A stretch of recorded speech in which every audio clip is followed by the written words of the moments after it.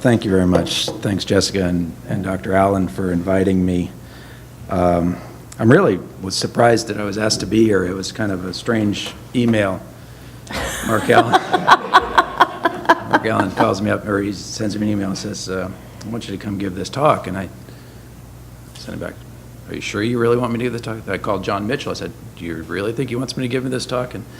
And so finally, when I realized that this was kind of based on some other talk I'd given, I kind of figured it out. I'll disclose right now that this really isn't an ethics talk.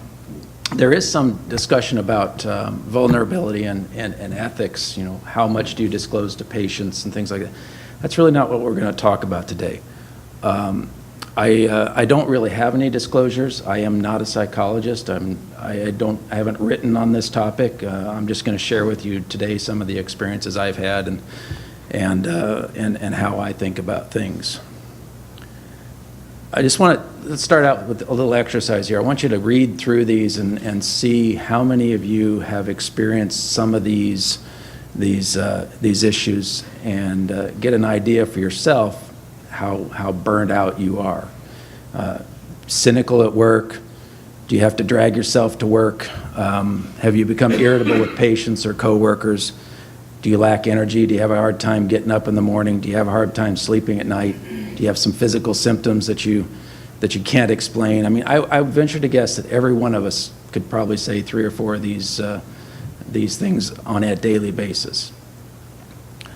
So what we're going to talk about today is the vulnerable surgeon, adverse events, burnout, and resiliency, and the relationship of all these things together. Obviously, there's a reason I'm here. I was involved in a major adverse event, lived through it, learned a lot of things about myself and a lot about this process going through it. So many of you may remember this case several years ago. I know my friends from Duke here remember this probably too well. I was involved in an adverse event of a 17-year-old girl that had biventricular failure, pulmonary vascular occlusive disease, listed for heart-lung transplant, performed the heart-lung transplant, and unfortunately it was from an incompatible donor.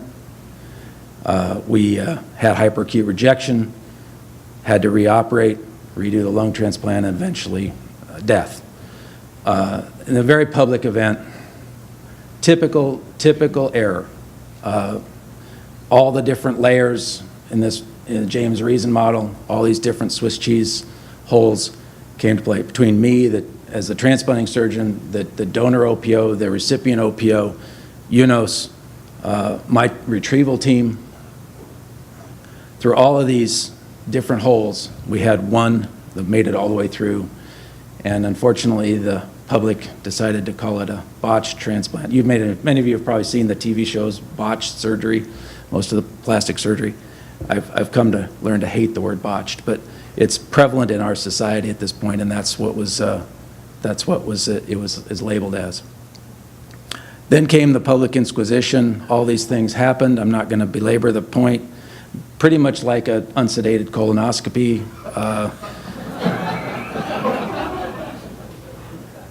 And then just when you think it couldn't get any worse, you could become Kim Jong-il's cousin or whoever he was.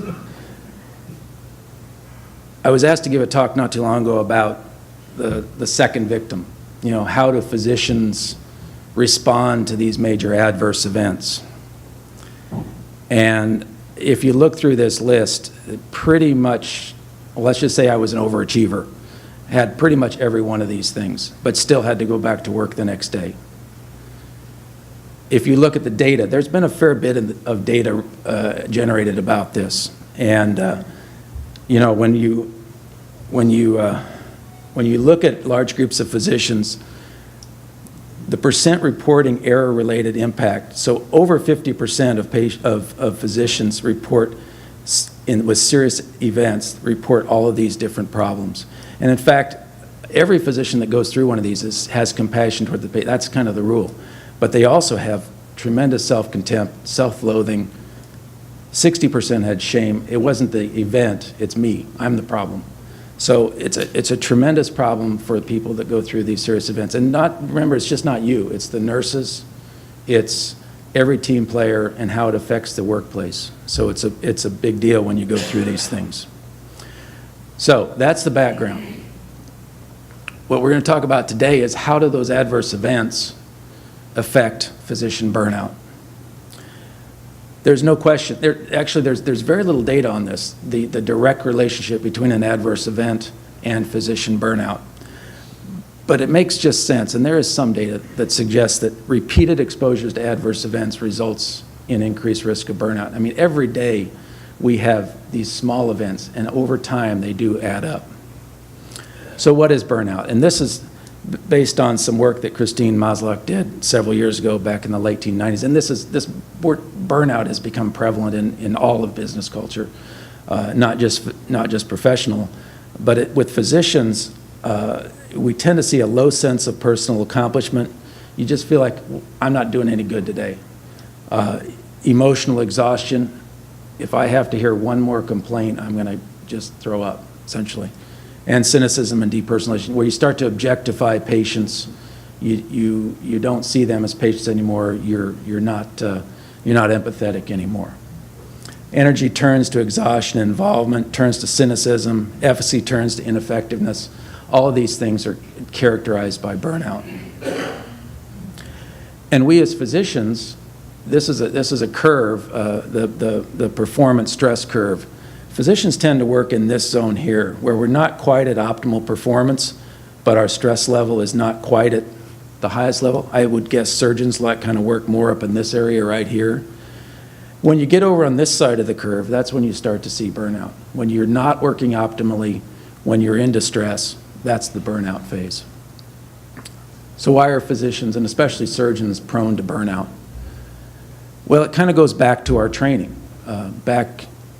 even back to the earliest days with William Osler, who's one of the 4 founding professors of Hopkins and arguably considered the father of modern medicine.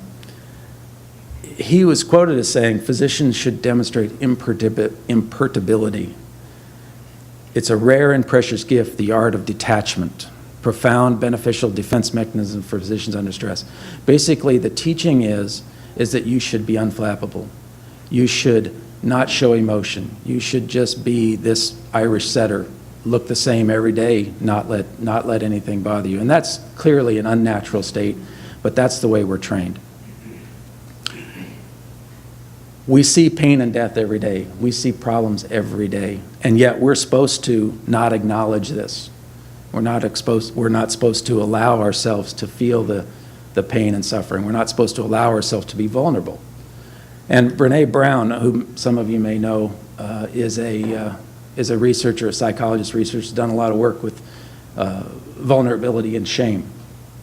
And she has some excellent TED Talks. I could refer you to those. But basically what she says, we can't selectively numb our emotions. We can't selectively detach from patients. It'll affect every portion of our life, including our personal relationships, any meaningful interactions with patients.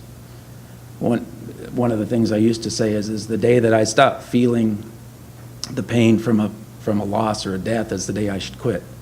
And you'll see this. You'll see some of the founders or some of the pioneers in congenital heart surgery. Nothing bothers them. A death, nothing. And that's the point at which you've got to ask yourself, am I really being effective here? We're also prone to perfectionism. We strive to never make a mistake, which clearly is an impossibility, and it leads to our own self-recrimination when these things happen. We have an exaggerated sense of responsibility, obsessive-compulsive behavior, self-doubt and guilt. Leads to rigidity and stubbornness and inability to delegate. We don't trust anybody, trust nobody is what we're taught. The fear of failure, we need to have complete control, where it makes us vulnerable to depression and makes us susceptible to, to be the most basically, this affects those of us that are the most dedicated and the most conscientious are affected more by this kind of thought process. So there's been a lot of work. Back in around 2009 to 2012, the American College of Surgeons sponsored a number of surveys. I'm sure most of you probably participated in those, looking at Maslach's burnout inventory, and fully 40% of surgeons, when they took those surveys, were burned out. That has actually increased over the last 3 or 4 years to about 54% if you look at the data. A lot of people were depressed. Now, burnout is not the same as depression. Some of the same characteristics, but it's clearly different. A lot of substance abuse, career satisfaction. 70% would do medicine again. Only 50% would have recommended it to their children. And of course, suicidal ideation is a big problem. The two questions that came up in this that were most correlated was, I feel burned out from my work, feeling emotionally depleted. I've become more callous to people since I took this job, treating patients and peers as objects. Clearly, those two questions came out as being the big indicators of burnout. When we look at medical errors, burnout contributes significantly to medical errors. Those that had high emotional exhaustion indexes had a significantly greater rate of errors. Those that had high depersonalization rates, significantly greater errors. Things that were associated were burnout and depression. Things that weren't were compensation, practice setting, number of hours worked. None of those were really associated, but burnout was. And importantly, suicide. Suicide is significantly more greater risk in physicians, somewhere between 3 and 6 times greater risk for suicide, and it's significantly related with burnout. So it's a big issue, and it's a big issue for you and your faculty. So let's talk a little bit about the things you can do, or things that can help with this. I'll talk a little bit about resiliency, and then a little bit about mindfulness. I'll get a little soft here on mindfulness. Resiliency is the ability to respond effectively and cope with adverse setback or hardship. This is the pediatrician in me, but basically Tigger sort of sums this up well. Life's not about how fast you run or how high you climb, but how well you bounce. How well do you bounce back from these problems? And this is an active process. This is not something that you kind of retroactively, you have to learn to and condition yourself to be able to respond to these things and to prevent problems. These are things after a major event. These are some of the things that I had to keep in mind acutely after you have a major event. You have to acknowledge your vulnerability. You have to talk to the patients. You have to stop and get your bearings. You can't blame others, but more importantly, you can't play the victim. You realize that the event was bad, but that you aren't bad. Avoid shame. Get back on the horse, but most importantly, don't get back on the horse too soon. I had to get back on the horse pretty quickly because I had to do the second transplant and I had to deal with it, but you don't want to make a third victim. Things that you can do individually to become more resilient. Promoting a work-life balance. You all are better at this than probably most, but you have to be, as you're here at the beach, I mean, this is important. You have to have a good work-life balance. You have to make time for yourself, your family. You have to promote a just culture in your workplace. There has to be accountability between you and your institution, shared accountability. Psychosocial spiritual support. Doesn't have to be church, can be anything you want, but you need to have some other outlet, somebody else to talk to. We need to substitute a culture of perfectionism for a culture of self-improvement and excellence. And finally, cut yourself a little bit of slack. Don't take life quite so seriously. Now, mindfulness. When I was doing some of these things before I even knew it was called mindfulness. Mindfulness is being mentally and physically present at all times. You have to learn to breathe. You have to learn to pay attention to what's around you. Accept your emotions. Take in what's going on. Just observe. Just allow yourself to feel what's going on. Sometimes it helps to just, when you're in a stressful situation, to just kind of, when you're sitting down, put your hands on your knees, take a deep breath in, and just kind of, you don't have to close your eyes, but just allow yourself to be aware of where you are. That's kind of a tool for mindfulness. It keeps you in the moment. It allows you to sort of tune out some of that other stuff, and essentially it's taming the mind to some extent. This is an active process. It's not something that you just, all of a sudden I'm a Zen and I'm mindful. You have to really think about it. But it has been shown to lower stress, anxiety, and depression, and exhaustion. It prevents episodes of depression. It prevents burnout. And it lessens the chances of physician diagnostic and promotes better connection with patients. That's been very clear. Graveyards are full of this. The degree to which you do not believe you have time to spend 10 minutes sitting quietly is the degree to which you need to spend 10 minutes sitting quietly. The graveyard's full of lists and tombstones. Individually, what can you do? Strategies for burnout. Psychological detachment. You need to be able to step back from everything, leave it behind, and become detached from your work for even a short period of time, 20 minutes, 30 minutes a day.